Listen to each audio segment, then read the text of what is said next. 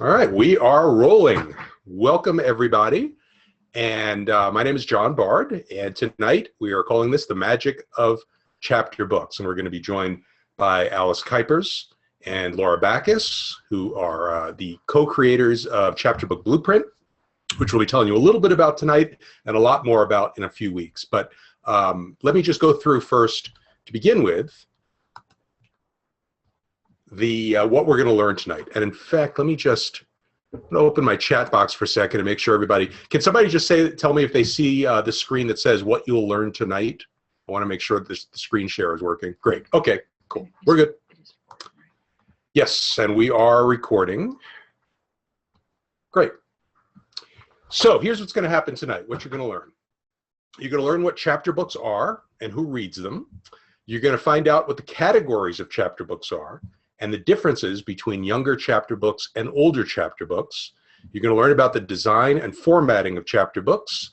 You're going to find out why chapter books are so much fun to write. You're going to get an overview of publishing opportunities in the chapter book market. And this is going to be cool, from the upcoming Chapter Book Blueprint, we are actually going to start generating chapter book ideas and character ideas.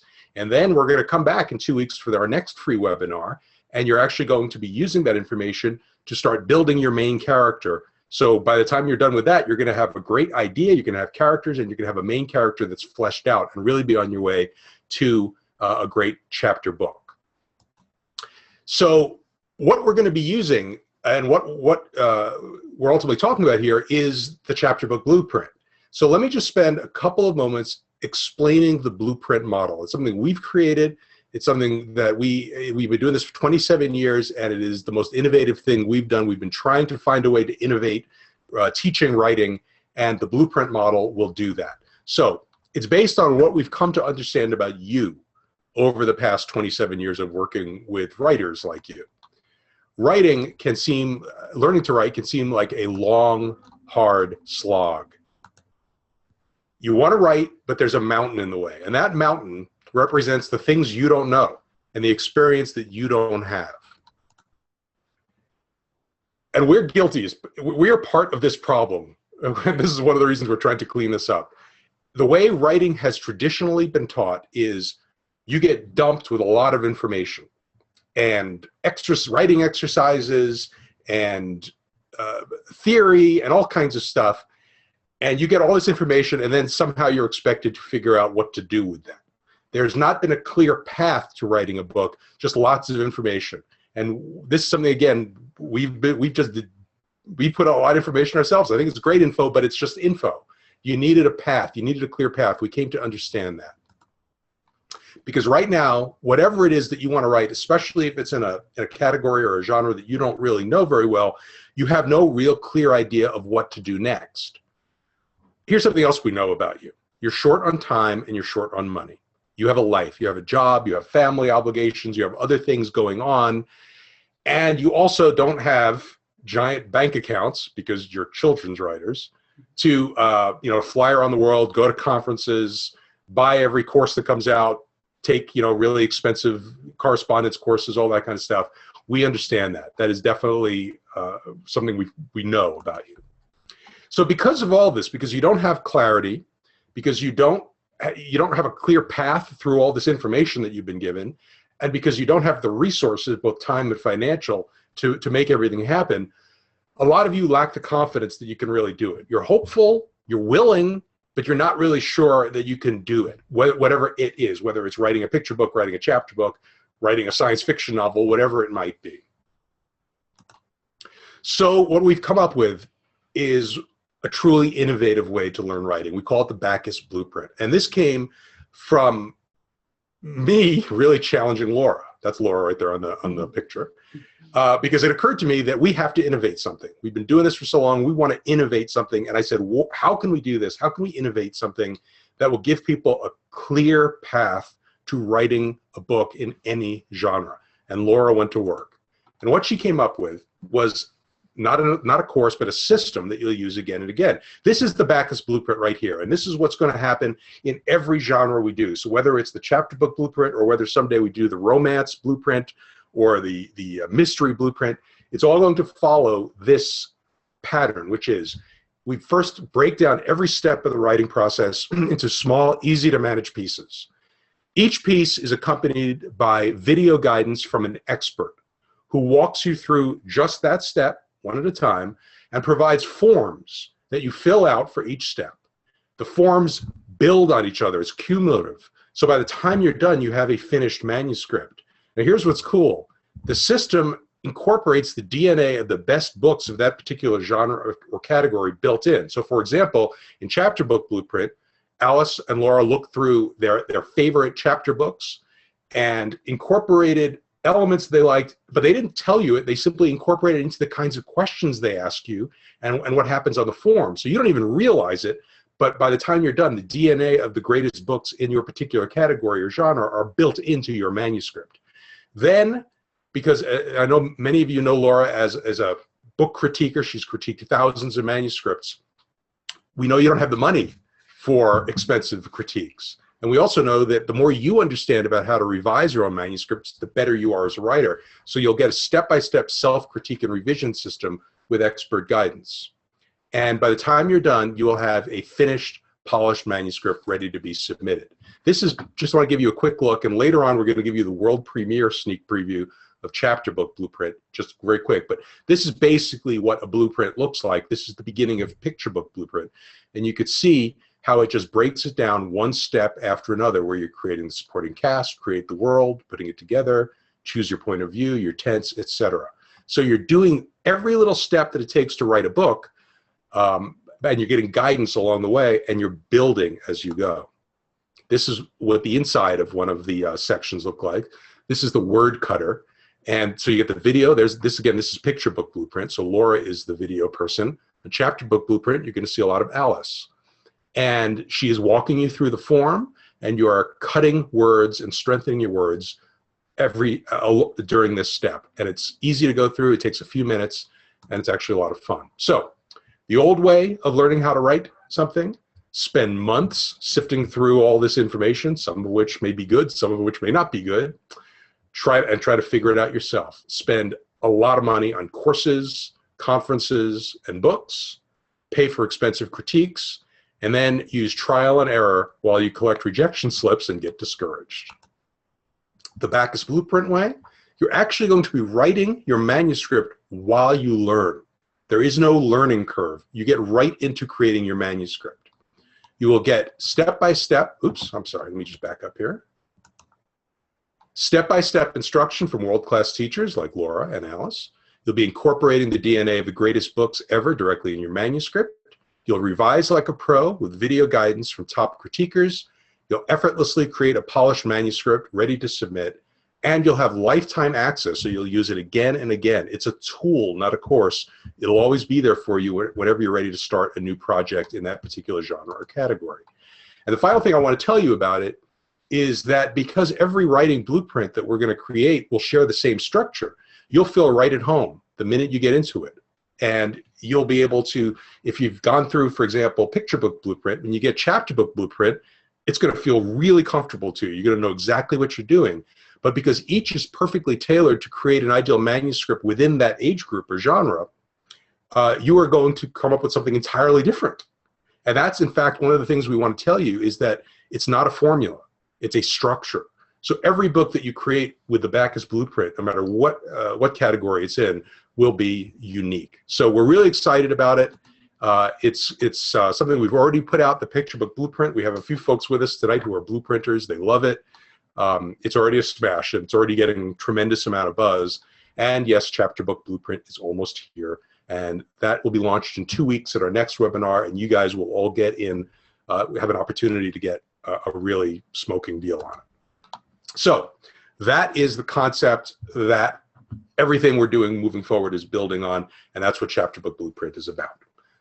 Let's meet Alice and Laura.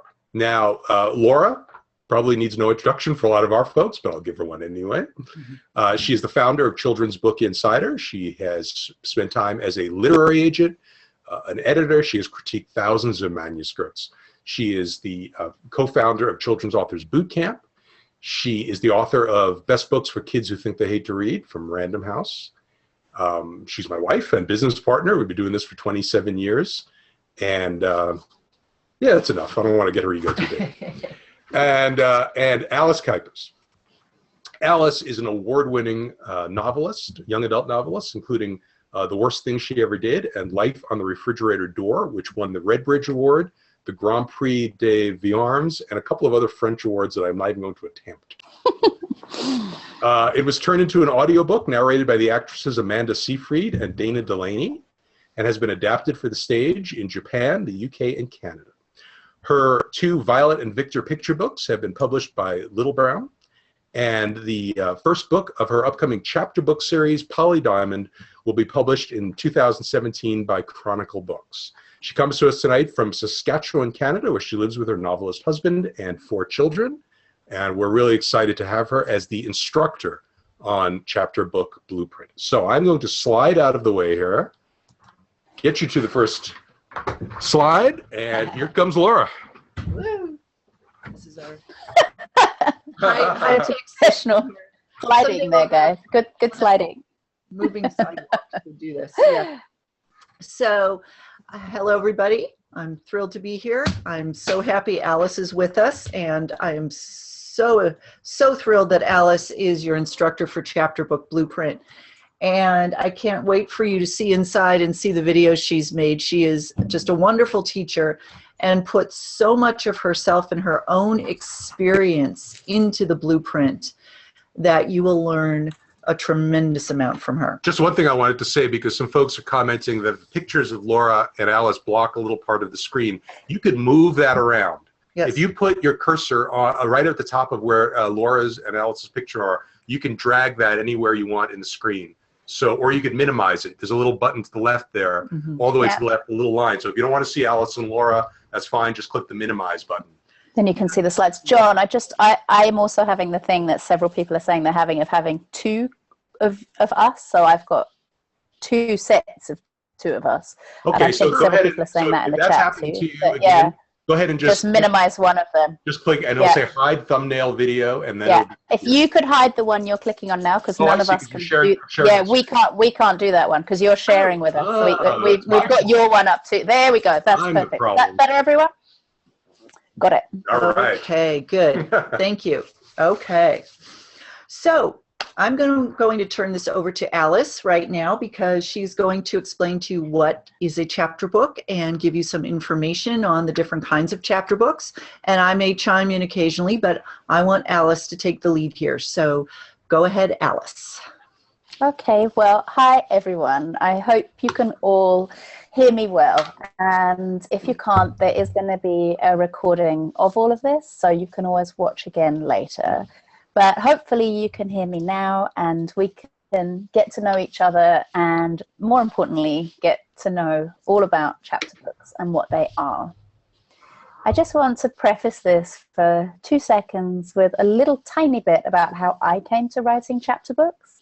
I started writing my first chapter book as a picture book and realized that it wasn't quite working, but still, ambitiously, I sent it out. And an editor said to me, this would work better as a chapter book.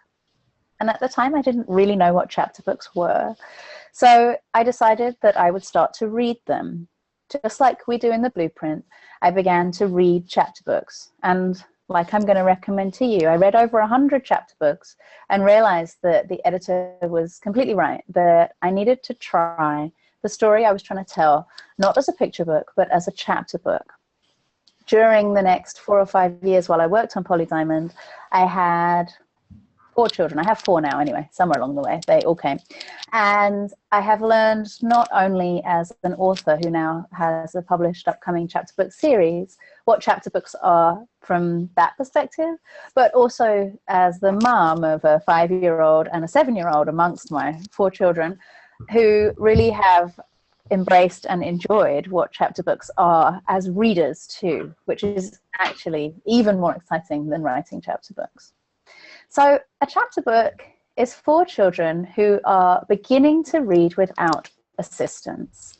They've graduated from easy readers And in the blueprint, we really look at what those are exactly. But for now, an easy reader is going to be a book with very short sentences, lots of repetition, like Biscuit, where it's biscuit, go to bed, biscuit, why not biscuit, why not biscuit, lots of repetition to just begin reading.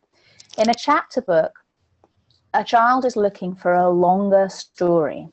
And so they are looking for books that are broken into short chapters.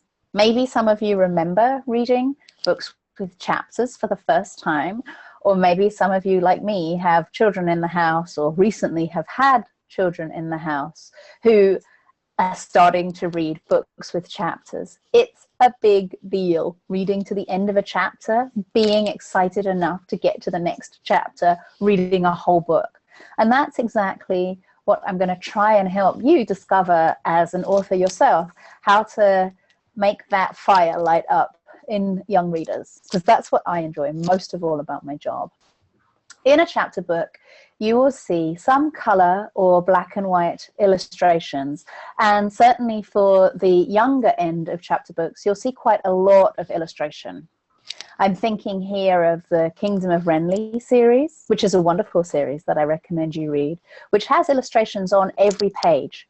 But then you move through to older chapter books, which would have just spot illustrations, small illustrations, and perhaps not an illustration on every page. A chapter book is going to be fast-paced, often funny, and contain lots of action, because really what you need is readers to keep turning the pages. And another technique for doing that for you as a writer is to use lots of dialogue too. And having lots of dialogue in the text helps a reader start to really feel accomplished as a reader. And that's what you're trying to do, make people feel accomplished as a reader so they go on to read more books. You're building readers. Text is written in short paragraphs. Your plot is clear. You're not going to have loads of backstory right in the very opening chapter. You're not going to have loads and loads and loads of characters without there being a reason for all of those people, if you really must have lots of people, in terms of serving the story. Ultimately, you want the story to be simple, clear, and fast-paced. Most readers who are reading themselves are going to be between the ages of 6 and 9. But the entire range of chapter books can serve readers from 5 to 10 years old. Now, age numbers are not prescriptive in the world of writing for children. So it could be that you have a younger, extremely precocious reader, or an older reader who is perhaps coming to English for the first time or to reading for the first time. But when you think about the thematics and the storytelling, that's the kind of age group you're thinking about. So you're not looking at a book which has a lot of complicated drug or sex or big deal issues that move you way up into YA. And you're also thinking about what themes are interesting to kids in that age group. And I want us to mention this now in our webinar because later on we're going to be looking at Laura's fantastic idea gatherer, which we use in the blueprint. And I think starting to think as we listen to what I'm talking about, to what Laura's talking about what themes would be interesting to kids in that age group. Yes, family stuff. Yes, school stuff. What things do you think would be interesting to kids who are in that age? I'm ready for the next slide. There we go. So chapter books fall into two categories. There are younger chapter books or early chapter books. Sometimes they're called transition books. And these are going to be for your younger readers. So your readers who are 5 to 8 years old, or perhaps you as a parent are reading them to a 4-year-old. The texts are going to be really surprisingly short. So 2,500 to 7,000 words long. They're very short chapters, perhaps 500 words, sometimes even less. Color illustrations often fill up a lot of these books. And really what you're going to see is a lot of space for the reader's imagination, for them to really feel through the illustrations that the story is moving forward. But unlike in a picture book, the illustrations aren't really going to add information to the story that isn't apparent in the text. So one of the joyful things in picture books is that when you marry text and illustration, they both build the story to make more of a story. Here in a chapter book, particularly in early chapter books, your illustrations are going to back up the reading so that a child who is trying to figure out the words on the page can look to the illustrations to help them find those words. And so I have an example here of one of my very favorite early chapter books, and that's Princess in Black, which is super fantastic. It's very shiny here, but all of these recommendations are going to be in the blueprint for you. But in the Princess in Black, you have lots of space for illustrations, lovely color illustrations, very clear storytelling, but this is one page, for example. And the illustrations and the text support each other to help that child learn to read. Mm-hmm. Okay, Alice, I'm just going to open up the chat box really quick. We want to make sure that nobody's having any problems here. You're here. Okay, good. And we will get to your questions at the end here, but I just wanted to make sure everybody was doing okay. What was the name of the recommended series? Oh, was that... The Kingdom of Renly was the one I mentioned, and that's a fantastic early chapter book, wonderful fantasy adventure with a boy and a girl main character. It's really terrific. I recommend it really highly. Great. Okay. Early chapter books are going to be written for second grade reading level. Some children in first grade can also read them. And again, this is to do with individual children, and this is why when we meet the rules for writing for children, sometimes they can clash with our own experience, because maybe our child is not as good a reader, or maybe the children in our lives are way better readers, or perhaps you see, if you go into a classroom of second grade readers, really quite a wide range of reading ability. You're looking at a book that's about 80 book pages, and maybe even as few as 2,200 words. So really focus on repetition, moving out of those early readers into chapter books where you do have chapters, you do have success of reading chapter after chapter, but you also have lots of illustration and lots of really good storytelling. And these are so fun. I mean, look at the title here, Moldy Locks and the Three Beards. You're looking at something where there's a lot of possibility for fun and humor and joy in the writing process. I can't tell you how much I enjoy writing books like this.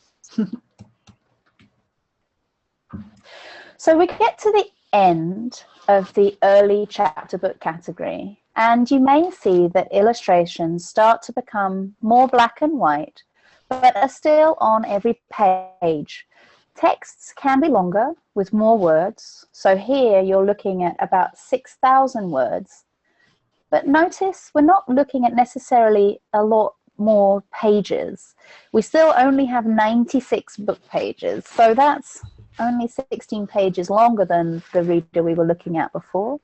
Paragraphs are short and illustrations don't take up as much space. Readers are going to be second or third grade. Yeah, I'm talking about typewritten pages here, Grace. I'm talking about this is the actual book as a published thing.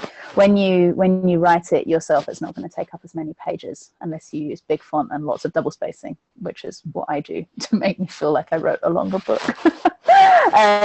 So you look here at Erie Elementary. There's lots of stuff about school, thinking again about those thematics, but you also have a little bit of a spooky feeling.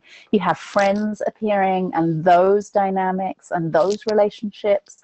And you see how the text is supported by the illustrations. Older or later chapter books are for 7 to 10-year-old readers. They're advanced readers in second grade, but mainly children in third and sometimes all the way up to fourth grade. The texts are longer, maybe 7,000 to 12,000 words long. Chapters are 500 to 1,000 words, so longer chapters than we've seen before. far fewer illustrations and more perhaps spot illustrations, which would be a small patch on one page, a spot of an illustration, but perhaps the rest of those 2 pages would have only text, and then maybe the next 2 pages would have only text before a full page, probably black and white illustration.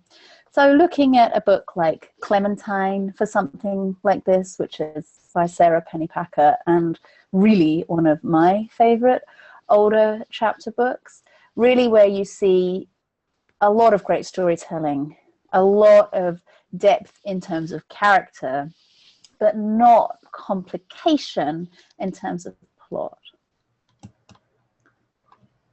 So Ivy and Bean, who are published, well, I guess the author is published, Ivy and Bean, so real to me, published by Chronicle Press, who are my publishers in San Francisco, have a wonderful dynamic on the page. This is about friendship. This is about how one girl is very different to the other one. It's about the very minor yet delightful adventures they go on.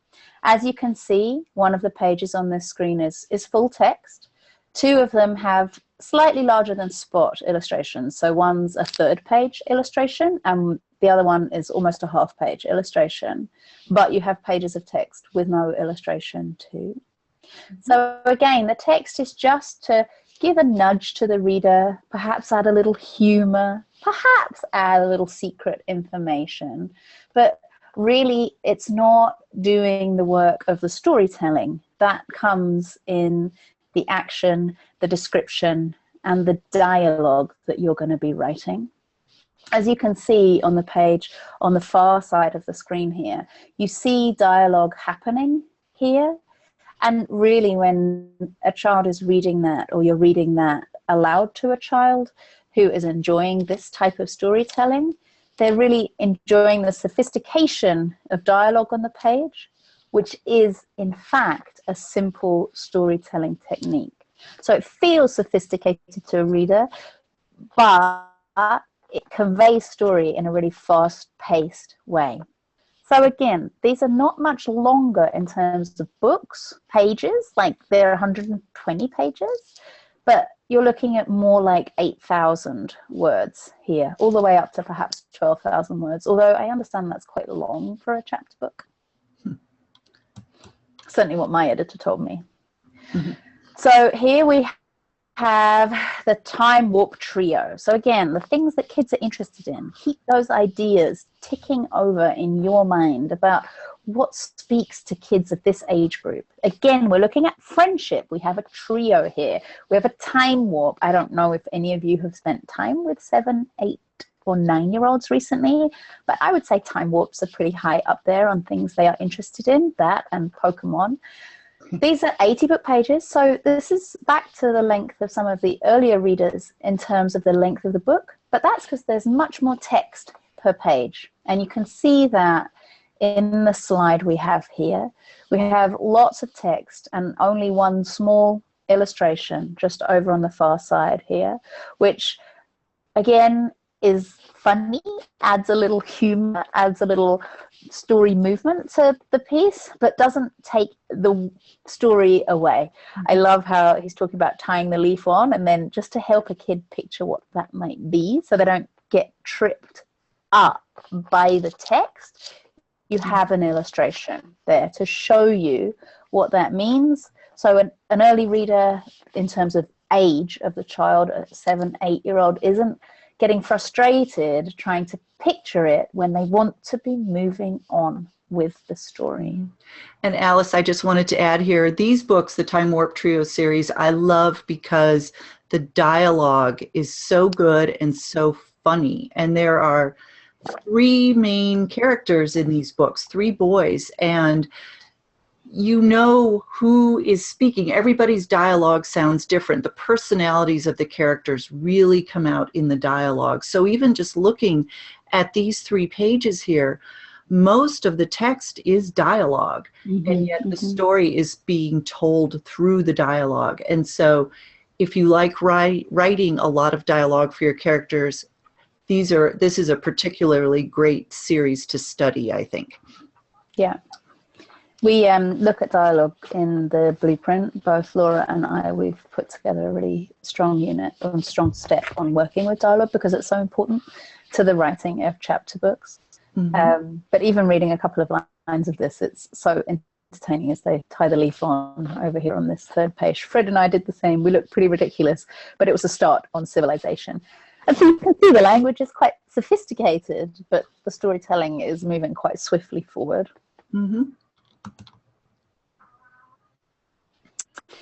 So every publisher will classify chapter books slightly differently, and that's why it's quite confusing to know what to do when you're trying to write a chapter book. There's some crossover in readers between early and later chapter books, as we've talked about, and different countries will do it differently. Different publishers within the same country will publish differently. One of the new Scholastic series is called Branches, and some people may have considered those early readers or easy readers, but they are certainly being called chapter books. They're very early chapter books, and they're absolutely delightful, and they are in chapters, and one of those is called Owl Diaries. But Scholastic is branching out with their Branches series, so to speak. We do talk about this a lot in the blueprint to really make sure you understand all of this, but then we move on and we talk about your story, because that's what's important. And that's what I hope, even if this is the only bit of contact you and I get here where we talk through this webinar and you don't come on and do the blueprint, and that would be just what you need right now. You need to remember, above all, when you're writing for children or young adults, your story is what's important. So all this stuff is important and interesting, but nowhere near as important as you having a strong protagonist, a strong story, a great idea, and making that come alive. And I cannot emphasize enough that it can be quite overwhelming learning all the categories of how publishers define how different books should be published. My first novel, Life on the Refrigerator Door, I wrote it. It didn't meet any of the word counts that YA or adult novels meet. It was published as both in 30 different countries. I wasn't thinking about that stuff. I was just telling a story, and it happened to work for some readers. So while I'm going to make sure that you have this webinar to replay, to make sure you understand some of these differences, don't let it interrupt you as you start thinking about this age group and what are the stories that are going to set those readers on fire. If your text is mainly action and dialogue, it's probably an earlier chapter book. If the story shows some of the protagonist's internal thoughts and feelings, you're moving to slightly older readers. The same if a relationship is with a strong secondary character is central to the plot. It's probably starting to move to be a later chapter book. But as I said, don't worry about it. Just write your story. Mm-hmm. The fun thing with chapter books is you can have interesting, creative, super fun formats. And I really hope some of you explore these and write some of these, because me and my kids love reading them. Graphic novels, or you can have like Captain Underpants, where you have a mixture of a graphic novel inside the novel and then storytelling, or Owl Diaries, which is the first one on the left here, which is a diary with lots of illustration built in. Mm-hmm.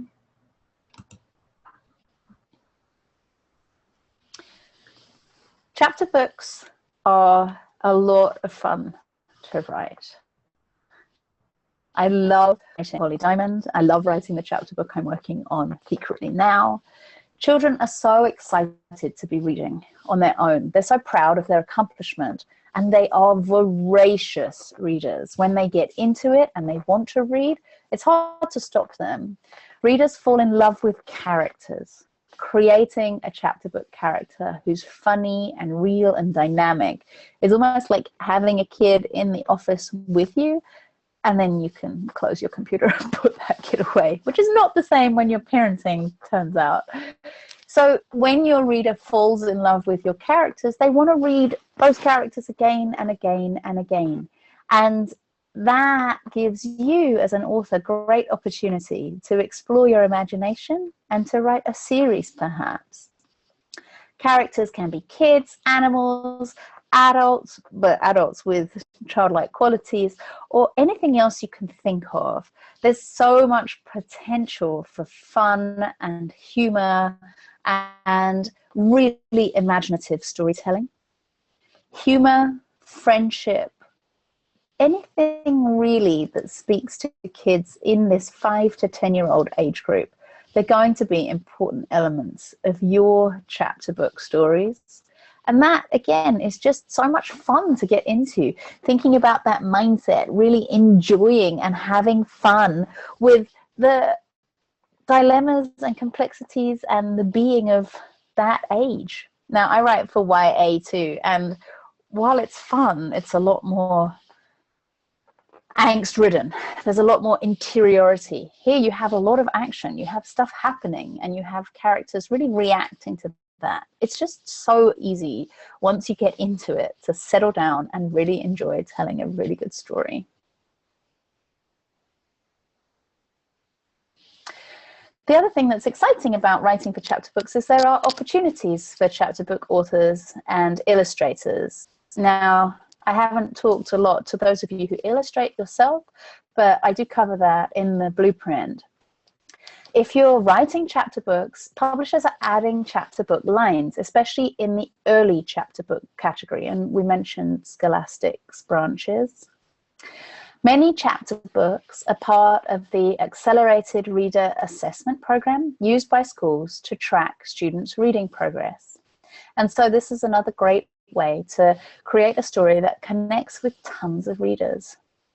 If you manage to create a character or a hook, a plot hook that kids love, you could have a series. And then you have the fun and the joy of exploring the world that you've created and your protagonist's life in huge detail. You get to put the character that you love and that kids, readers love in all sorts of great situations.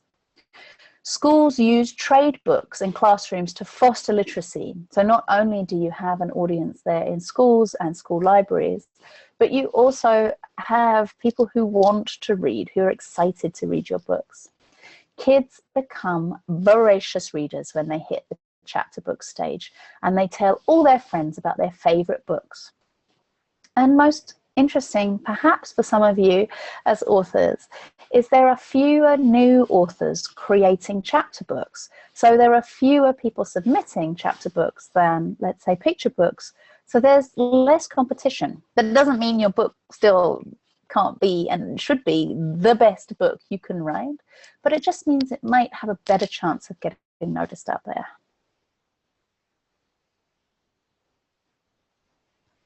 I'm going to hand you over now to Laura, who is going to talk to you about her super fantastic idea catcher, which is one of the elements of our blueprint. But she's going to share it with you now because you showed up for the webinar and we want to make sure you have something to take away. And then you'll get to work with that. And hopefully some of you will come back and work with me more on November 16th when we take those ideas a little further. But here's Laura for you. Okay. And actually, I'm going to pop in just for a second here to explain what's going to happen next, as I'm going to get the idea catcher up here. Okay, so one of the things that we like to do is not just teach you things, but actually get you started on a book. And so, as I mentioned earlier, we're going to have another webinar 2 weeks on the 16th. And that's when we're going to launch Chapter Book Webinar, Chapter Book Blueprint. But what we want to do is actually help you get started on Chapter Book Blueprint before you even get your hands on the actual copy of it. So the very first thing we're going to do is when we're done tonight, check your email. We're going to send you a link. You are all going to get this form. This is the idea catcher, and it is a PDF form taken directly from Chapter Book Blueprint. And Laura is going to walk you through this in a minute. And then what's going to happen is you're going to fill this out, and when you come back on the 16th, or when you watch the replay of that recording, you're going to be using this and another form that we'll send you right before that webinar, and actually build out your story idea and your protagonist. So you're going to really be on your way to writing your own chapter book. So again, you're all going to get this. I'll put the link in the, when we're done with this, I'll put the link to this PDF in the chat box, and also we'll email it to you, so don't worry about it. You're all going to get this. But right now, I'm going to turn it over to Laura, who's going to walk you through and explain the idea catcher. Okay, so as John said, this is one of the first forms you're going to see in Chapter Book Blueprint. And this is one of the simpler forms. As you get farther into the blueprint, the forms get a lot longer, and we ask you lots of questions about whatever step you're working on and really walk you through that step piece by piece. But because we're just catching ideas now, we're looking at broad strokes at this point. So what I would like you to do is print out, when you get the PDF, print out several copies of this and leave them one by your bed, leave one in the kitchen, leave one in your car, because as you start thinking about a chapter book idea, ideas are going to start coming to you at all hours of the day and night, and you want to make sure that you've got something to write them down on nearby so you don't lose anything. We're not talking about full-blown plot ideas here. We're talking about any little fragment that sparks your imagination or that excites you. So in this form, we've got one area where you can write down general story ideas, another one where you can write down character ideas. So maybe you are at the library and you see a child and you just think that child would make a perfect character in a book. Write down a little description of the child or some words on here to help you remember what it was about this child that you loved. People you observe on the street, family members, whatever. Anybody who sparks your imagination for a character, you're going to jot down information here. Dialogue snippets. This is really important. You are going to start overhearing dialogue. And every great writer I know is also a really great eavesdropper. So, you know, start turning on your ears and listening to the speech that's going on around you when you're standing in line at the grocery store or when you're picking your child up from school, especially dialogue you hear from kids. You want to write down little snippets here because they might find their way into a book, or that little piece of dialogue might inspire an entire idea for a story. Now there are lines on this page because at this point, in the early stages of your idea generation and your story development, I strongly encourage you to write by hand on paper because it accesses a different creative part of your brain, and especially when you are just gathering ideas. Once we get into the actual writing of your first draft, you can certainly switch to typing it out on a computer. But for now, I would really encourage you to write these ideas down by hand and use these forms to capture them. And then, as John said in the webinar on November 16th, we are going to ask you to pull out one of these ideas, think about one of these character ideas that you've captured here, and we're going to start building a protagonist. So now I would like to ask Alice to give us a little bit of inspiration about how she gathers her own ideas for her books. So this is a question I get asked a lot as an author, and I've thought about it a lot because of the fact it's so interesting to people. Now as a writer, I've been doing this for a long time, so I'm well attuned to being able to listen to when ideas happen. I have, I guess, an idea catcher in my head now that I use all the time. But I would suggest that inspiration, ideas, come from two places: observation and imagination. And I like that. It's so rhymey. It's got to be true. So your imagination and your observation are two ways that you approach the world. And one is observation, and that to me means looking out at the world, looking at the world around you, paying attention to the news, paying attention to the kids in your life, paying attention to stories that you read, and images that you see and movies that you watch. And like Laura says, listening to dialogue. I noticed that Peter had a question there about privacy issues. Well, I don't know any writer who doesn't pay attention to what people say around them. And if a line of dialogue ends up in a novel years and years later, unless you are attributing it to the exact person who you overheard saying it, then I don't think there's any trickiness with privacy issues. Gabriel Garcia Marquez says ideas are everywhere, like angels. And so I take the gift of overhearing snippets of dialogue and use it to tell the stories that are inside me that I need to tell. Once I overheard a man in a park say, "Do you know what it's like being in jail for 18 years? And his friend said, "No." And he said, "It's great." Nothing about that conversation was what I expected to overhear, but I happened to be just passing by. It may inform a story one day, or maybe it will inform one of your stories one day.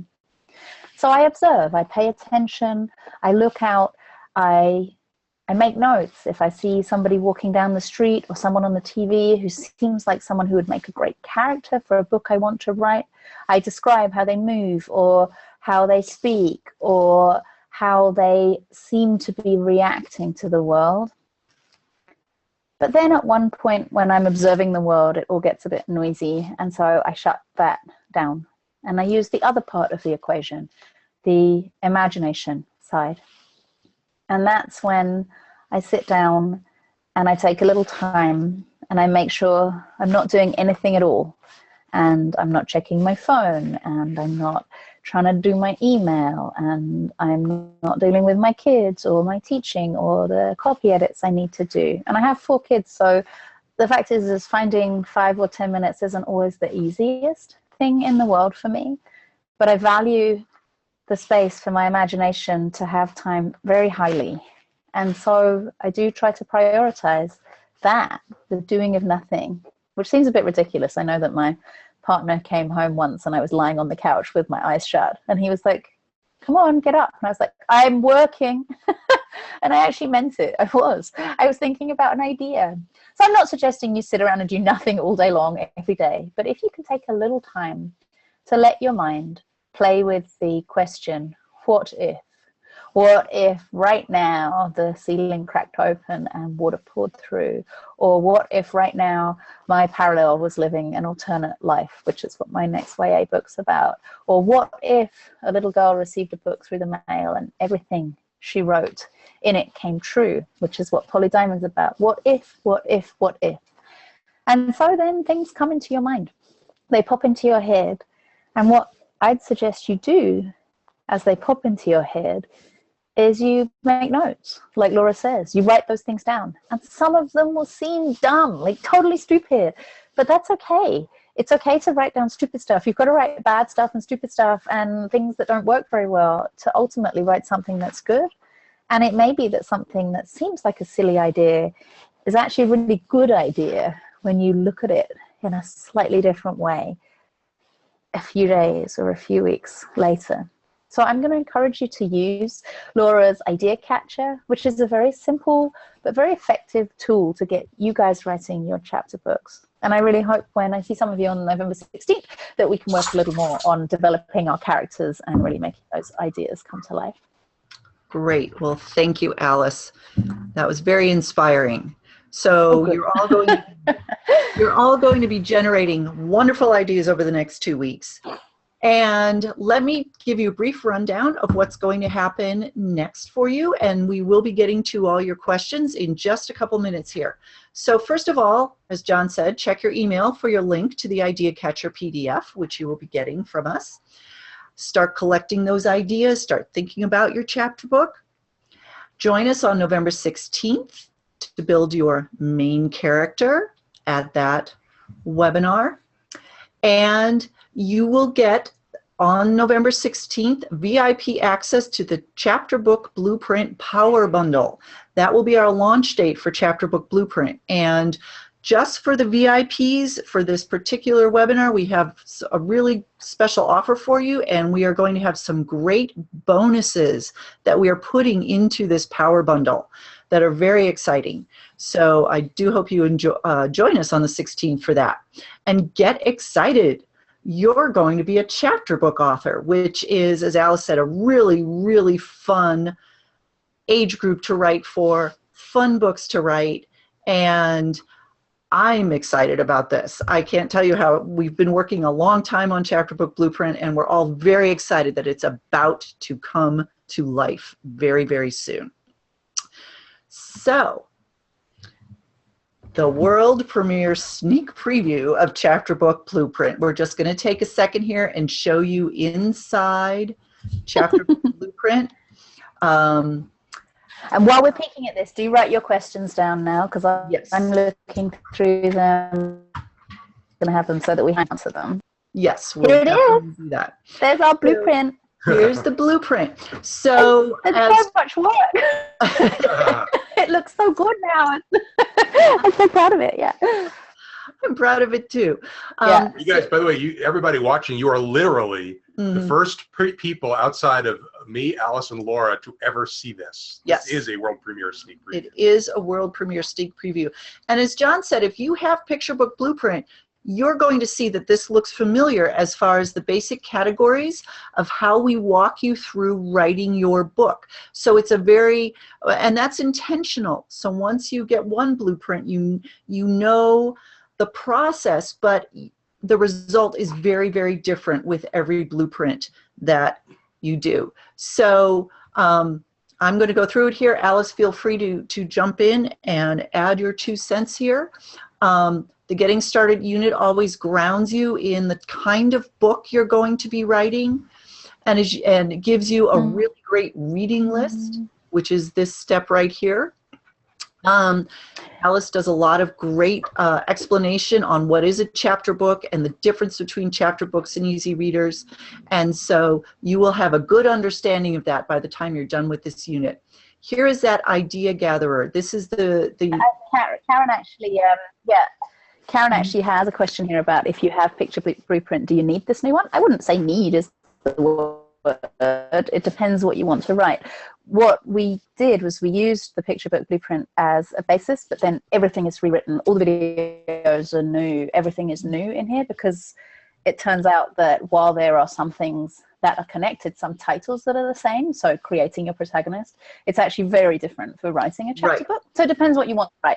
And if you're interested in writing a chapter book, then there's lots and lots of stuff for you here about writing chapter books. And hopefully I can answer some of your questions here too about writing chapter books.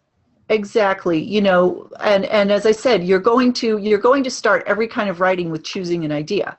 But the idea you choose and the way you develop that idea is very, very different depending on what kind of book you're writing. The same way with creating your protagonist, it's a very different kind of protagonist than in a picture book. And as you can see in Chapter Book Blueprint, we have a lot of extra steps here. Antagonists, sidekick, you might have that best friend. Deciding whether you're writing a younger or older chapter book, you're going to approach the story very differently. So though the titles of these steps might look familiar, the execution is very different depending on what kind of book you are going to be writing. And then we get into storytelling techniques. These are using your idea and using the work you've already done on developing your protagonist, your supporting cast, and possibly that antagonist and that sidekick, and learning basic good writing techniques, but with your book idea that you've already started. So you will be practicing writing dialogue and point of view and all of these show, don't tell, all these very important things, but using your story that you're already starting to create. And Alice has created, especially with like this dialogue steps, a brand new dialogue exercise for you that is very chapter book oriented. Then we get into actually designing your story and creating your plot. And this is where it really differs from picture books because chapter books have chapters. The pacing is different. The way the stories unfold are very different. And so here, there's no way you could superimpose what, if you have Picture Book Blueprint onto a chapter book, it's a very different process here. And then we get into your opening sentences, your first draft. Alice has added some really great extra steps to this one, like she's giving you a day-by-day writing schedule, which I love, so that you can write your book without feeling overwhelmed, but you keep moving forward with it. And then we get into the editing. This is really an important part. I'm just going to jump in here again. Yes. So one of the questions that has come up is whether the videos are all instructional or there's an opportunity for feedback. And John talked about this. I think your name is Teach You90, but that's probably not your real name. John talked about this too, and this is the part of the blueprint where you are the one who works over your work, but I have given you a ton of stuff so you know what you're doing when you're editing and polishing your own work. In the future, I think we're talking about perhaps having times when we can meet and talk about any specific questions you have. But for the moment, what I want to do is give you the tools so you can edit your own work and make it as strong as it can be. So what we do in Unit 6 is we look at how to do that, because it's all well and good me saying to you, okay, now go and make it better. But actually we go through every single step here so that you can make your book really, really much stronger. And then in Unit 7, we take that even further. We make it a deeper process so that you can really write the best book that you can. Because actually, as a writer, I have to do a lot of that stuff. I have to know when a book is working and when it isn't working. So what I've tried to share with you as a writer using Laura's system is how you can do that, how you can make your book the best it can be. Absolutely. So let me go really quick inside one of the steps here so you can see what it looks like for those of you who are not familiar. So I'm just going to click on the dialogue one here. Every step inside the blueprint starts with a video. And because we're streaming here, which is me. That would be me. A second here.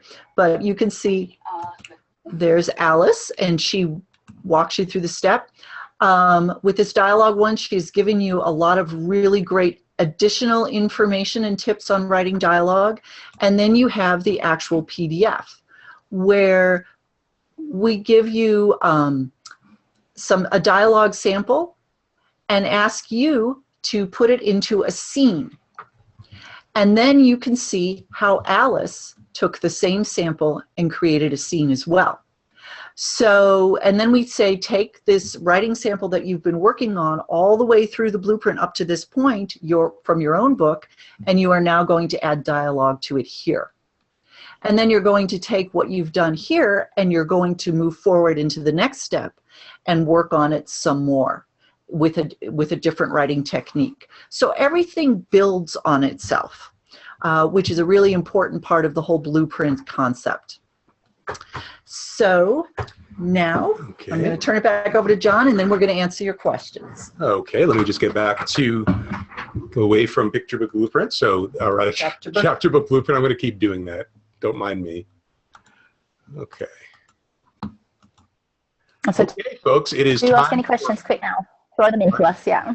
Time for Q&A. And in fact, what I'm going to do is stop sharing, so we'll just get us in here. Here we go. Laura can slide in.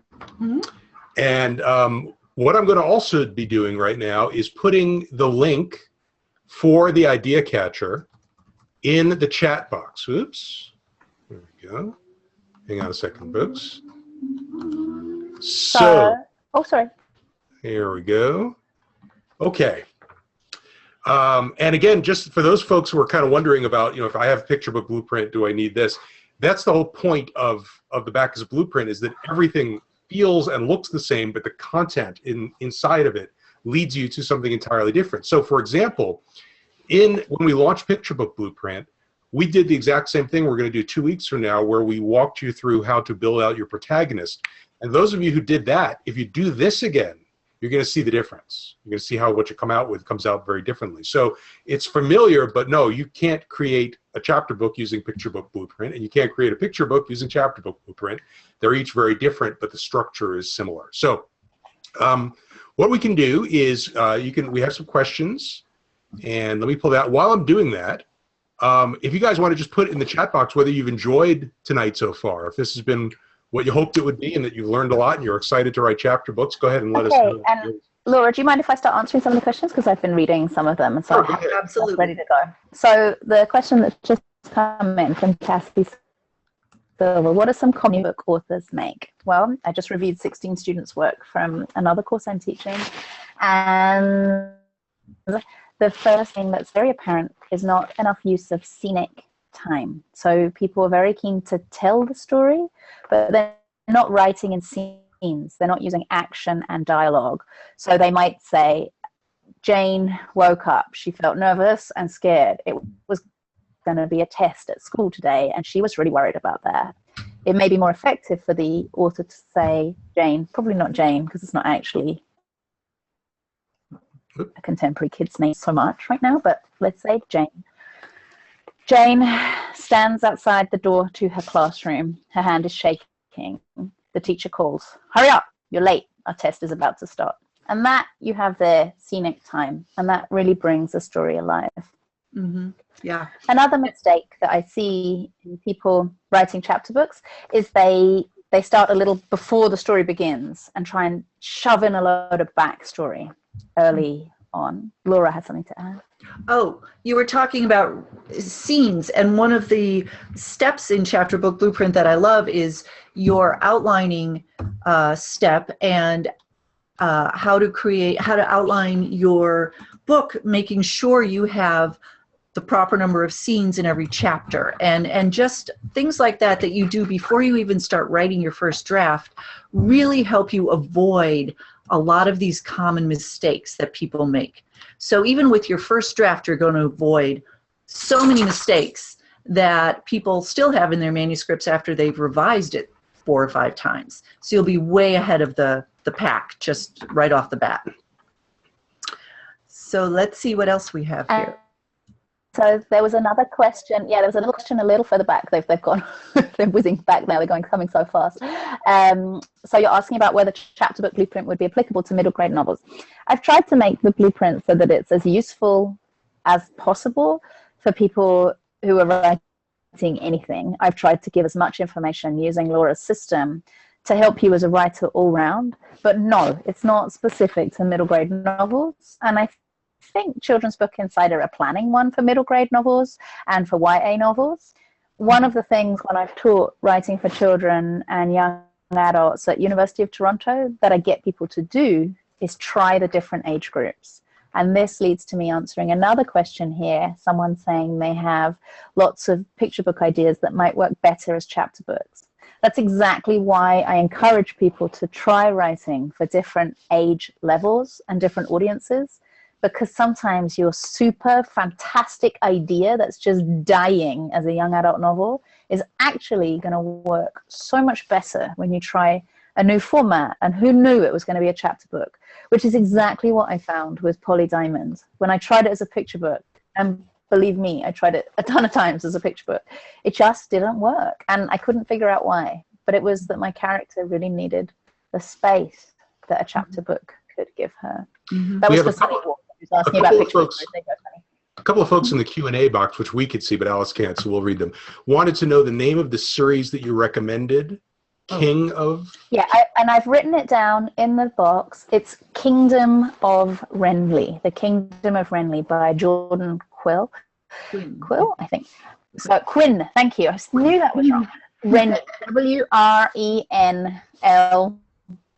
Kingdom of Renly. It's an excellent series. I recommend that you read it just because it's so fun. We have an extensive reading list as part of the blueprint, which has been one of the most fun things to work on.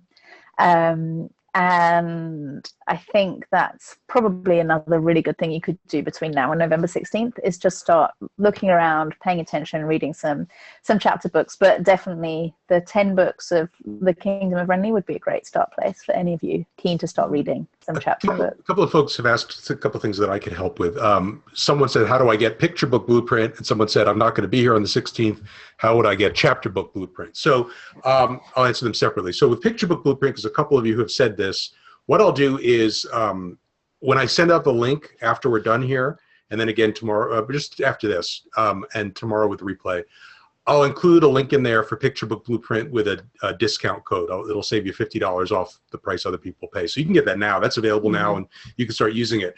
Chapter Book Blueprint, the way it works is this. So we're going to launch it on the 16th, and it'll be available at we're going to take $70 off the regular price, and that's only happens for 3 days. You don't have to be live on the webinar to get that. You can watch the replay the next day and order it then. But you'll have 3 days, and I'll send you plenty of emails and stuff, so you're not going to miss it. After that, the price comes back up. But so you can get Picture Book Blueprint now. Don't just go there and buy it tonight. I'll send you a link that'll save you $50. And then even if you're not live with us on the 16th, and we hope you are, you'll be able to watch the replay in 3 days following that, and you'll be able to get the special offer. And also, we're going to have a special bonus just for that period of time, which is going to be a live coaching call that everybody who buys will get afterwards. So you'll all get that a group coaching call, not one-on-one. Not one-on-one. So that'll all happen. So don't worry about it. We'll make sure that you all get the opportunity. K-Team asks a question. Laura, why don't you? Okay. So, and this is a great question. So asks, where do the Magic Tree House books series fall into, early or later chapter books? And I'll give my take on this, and then Alice, you can add to this if you want. That's another great series to study. That's been around for a very long time. I was looking over this entire series not that long ago. The earlier part of the series, I think, falls into the early chapter book category, kind of on the later end, but a lot of kids in second grade really love those books.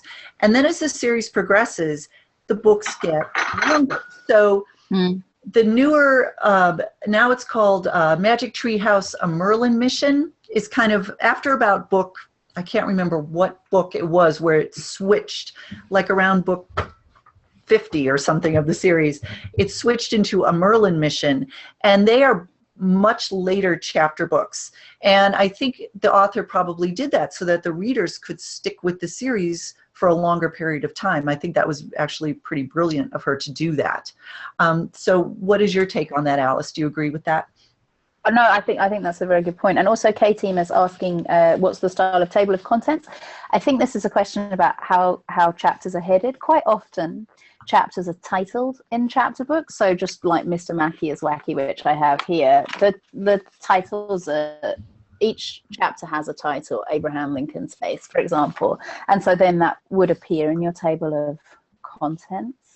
We had a question about past or present tense, whether there is one that's preferable for a chapter book. Again, keep in mind the people who are reading these books.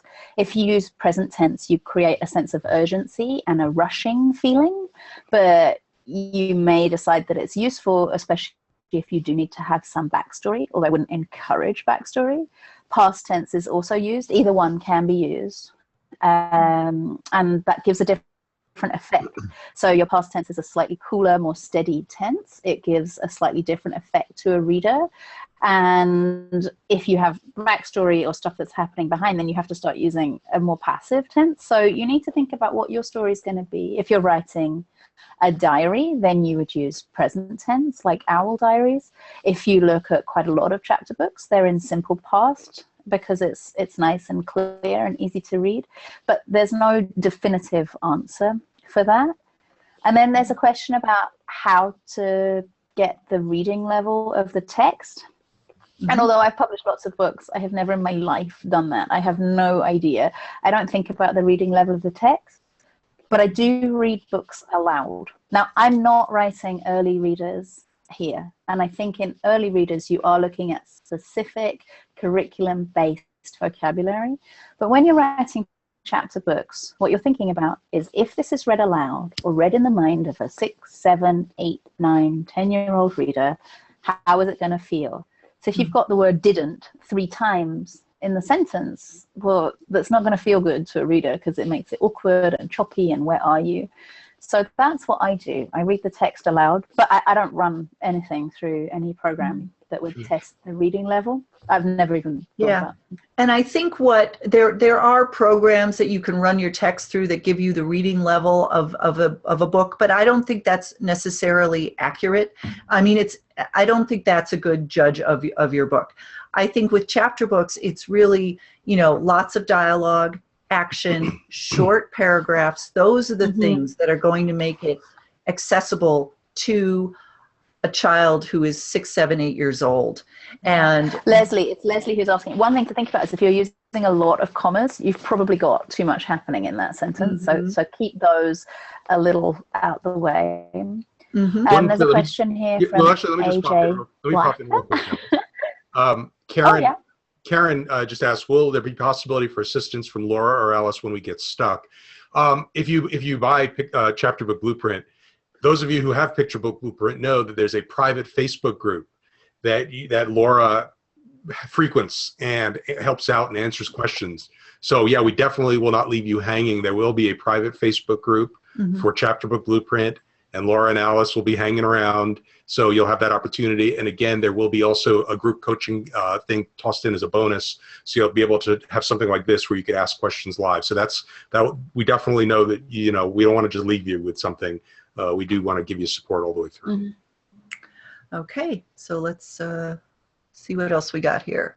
Yeah, so this was a question about writing a picture book or chapter book series. So I'm just going to get you to have a look at Fancy Nancy, how Fancy Nancy has been in picture books and in chapter books, and how that's entirely possible. You have a great character, they can cover all readers, because readers don't want to leave that character behind just because they've started even more complicated books. So there's definitely possibilities for you to have adventures with your character, AJ, that would transcend picture book or chapter book boundaries. But when you were looking at each type of story, you would want to think, okay, what age is my character in this story? What is she dealing with? Is this picture book thematics, or is this chapter book storytelling? Okay, great. Was that AJ? Was that the question you were answering there, Alice, about series? Yeah. Okay, good. I just didn't want to repeat it there. What else have we got here? Let's go to the chat box. There's a question here about kids reading a lot on their computers and tablets. And is there a difference in writing physical books and writing an ebook? So all of my books are published as ebooks and as these books, paper ones.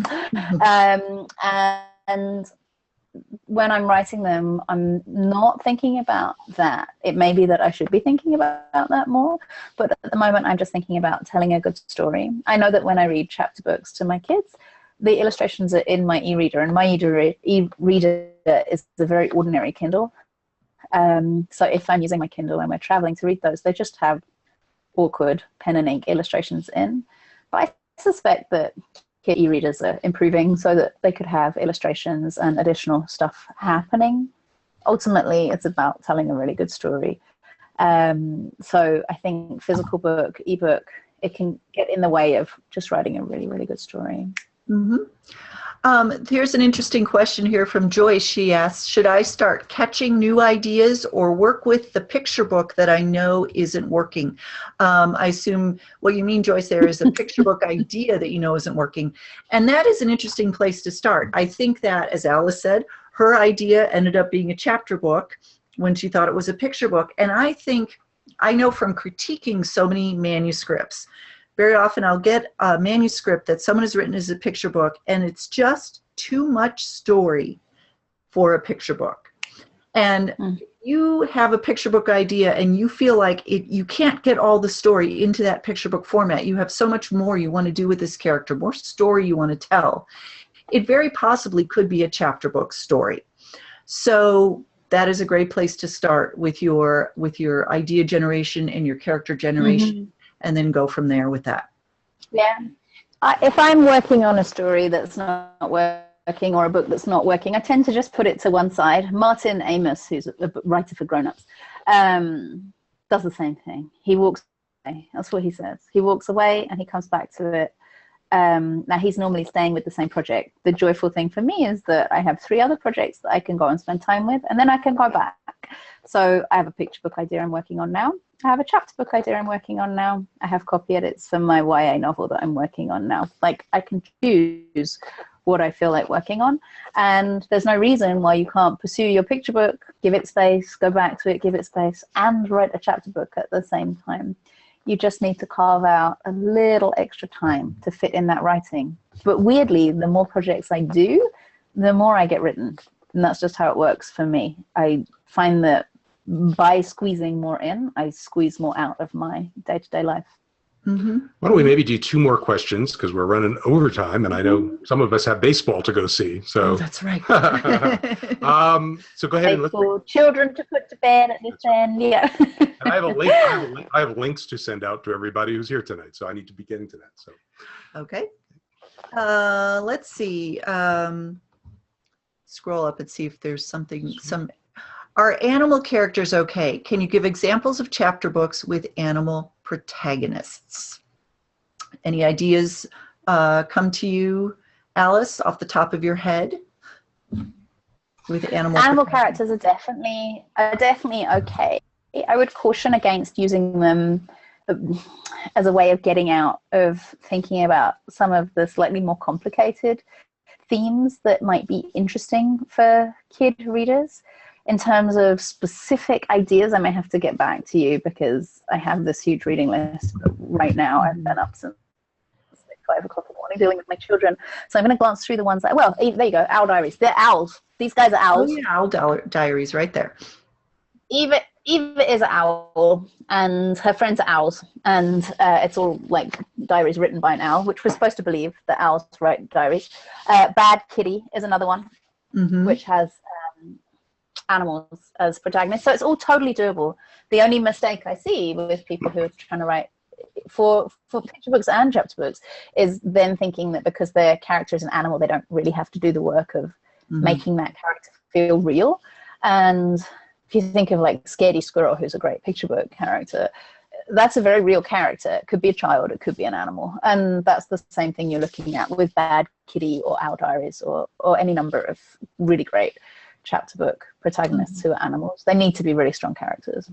Right. So we have one last question here, and let me sort of paraphrase it from Randy, who was asking about engagement, how to keep readers engaged throughout a book. And she said she was told to stay away from lots of unique fonts and detail, but they want to keep everyone engaged. Any insights regarding basically how to keep a reader engaged throughout a book? And it looks like it's this particular one looks like it's nonfiction, but in general, what are some ways to keep a wide audience of readers engaged through a story?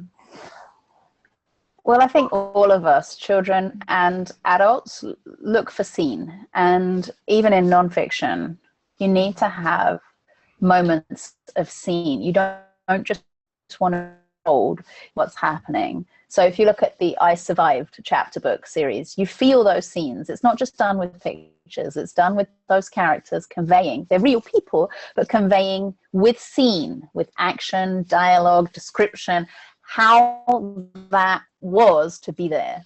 So look at the book you've written, Randy, and consider, am I just telling this story, or am I giving an opportunity for scenic moments? And that's difficult with nonfiction because it's hard to know where the line of truth is, and you have to stay true and real, but you do also have to create something that a reader can access imaginatively to connect with you, to co-create, and that happens in scenic time. Right. And we do talk about this in Chapter Book Blueprint. It's complicated, and it took me years to get it, but it's actually essential in nonfiction and in fiction. And I think a couple more points on writing nonfiction. All of the fiction writing techniques really that we talk about in Chapter Book Blueprint can be applied to nonfiction. The show don't tell, as Alice just talked about, very important. The pacing. When we talk about creating characters, they have to have desires and motives and motivations that your readers will understand and believe and relate to. And if you can find that aspect of the nonfiction subject, whether it's a person on an adventure or a historical figure, but find some way into that topic that is very relevant to a 6 or 7 or 8-year-old child, they're going to be much more engaged with the book. So all the things we talk about in fiction can definitely be applied to nonfiction as well. Well, thank you, Laura. Thank you, Alice. Thank you as all well. for sharing a part of your evening with us tonight. So remember, mark your calendars, the 16th of November, at the same time. We'll send out plenty of notices, so don't worry about it. But that's when we're going to take your ideas and build your protagonist and get you on your way to your own chapter book. We're going to be introducing to you, giving you the opportunity to get that very, very special launch offer for Chapter Book Blueprint. Keep your eye, please, on your email. As soon as we're done here, I'll send out the link to the idea catcher. And also, I promised you the link for the $50 off for Picture Book Blueprint. And we'll be in touch. We have some other cool stuff for you over the next week or two about chapter books, so watch out on your email for that. And thank you guys very much. Thank you all. All right. Thank you, everybody. Have a great night, everybody. See you in a couple weeks. Thank you very much. It's been great fun. Bye.